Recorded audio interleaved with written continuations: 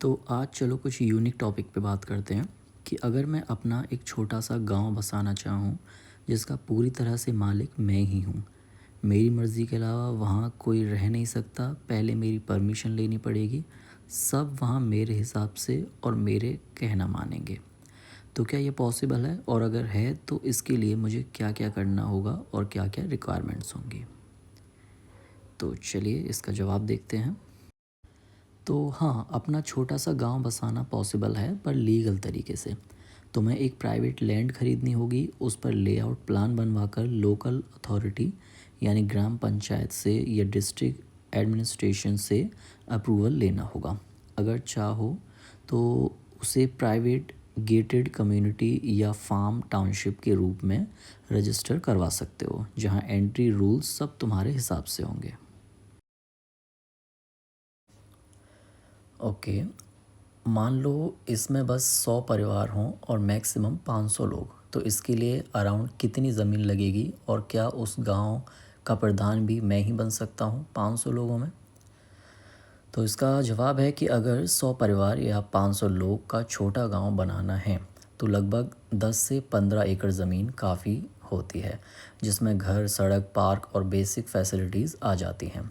अगर ये private village है, तुम्हारी खरीदी हुई लैंड, तो तुम ऑनर या डिसीजन मेकर दोनों हो सकते हो। लेकिन अगर तुम इसे ऑफिशियली गांव डिक्लेयर करवाना चाहो तो उसका प्रधान चुनाव से ही होता है, खुद से नहीं बन सकते। दरअसल मुझे ये सब बिल्कुल ऑफिशियल चाहिए और प्रॉपर ऐसा गांव जो नक्शे में आए, सब कुछ अप्रूवल आने के बाद, और मैं ही मान लो इसका प्रधान हो गया।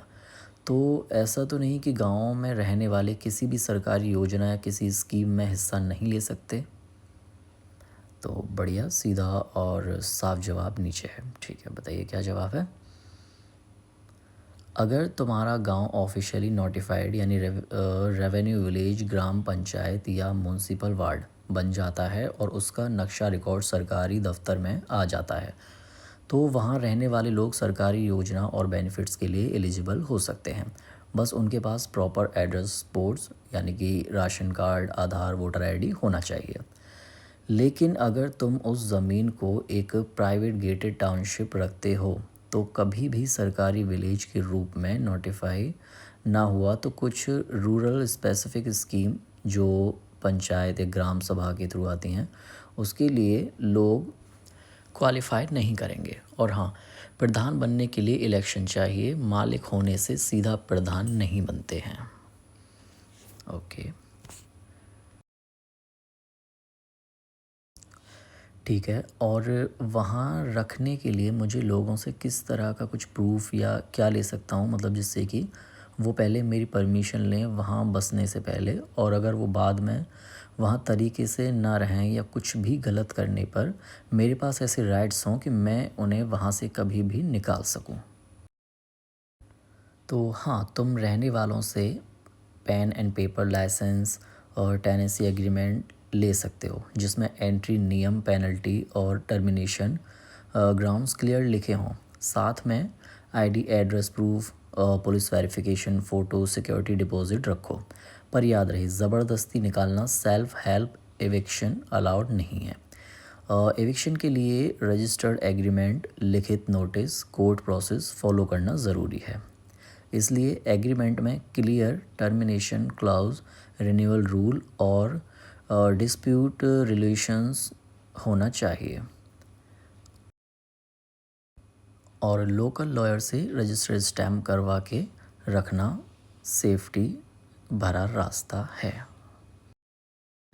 ओके, और मान लीजिए मैंने ज़मीन खरीद ली गांव बसाने के लिए, तो फिर मैं उसमें पहले प्लॉट काट के लोगों को सेल करूं, जिससे वो अपना परिवार के अकॉर्डिंग प्लॉट लेके घर बना सकें, या फ्लैट बना के सेल करूं, छोटे बड़े सब साइज़ के, या अपने गांव बनाने के लिए मुझे ही अपने पैसों से घर बना के तो फ्री में रहने के लिए देने पड़ेंगे। तुम्हारे पास 3 रियल ऑप्शन हैं। एक, के प्लॉट्स सब डिवाइड्स करके बेचना। इसके लिए land conversation, layout, submission, approval और रजिस्टर्ड सेल्स डीड्स ज़रूरी होंगे। बी, फ्लैट्स यूनिट बनाकर बेचना। अगर प्रोजेक्ट 500 स्क्वायर में है, बड़ा या 8+ यूनिट हैं तो रेरा रजिस्टर्ड और बिल्डिंग परमिट CCOC लेना होता है। अंडर कंस्ट्रक्शन सेल्स पर GST लगेगा। सी, तुम घर बनवाकर फ्री गिफ्ट कर दो तो हर ट्रांसफ़र के लिए गिफ्ट डीड रजिस्ट्रेशन और स्टैम्प ड्यूटी ये सब करने होंगे। ऑनर मेंटेन फ्री हाउसिंग का लॉन्ग टर्म मेंटेनेंस और लीगल एलिजिबिलिटी तुम्हारे ऊपर रहेगी।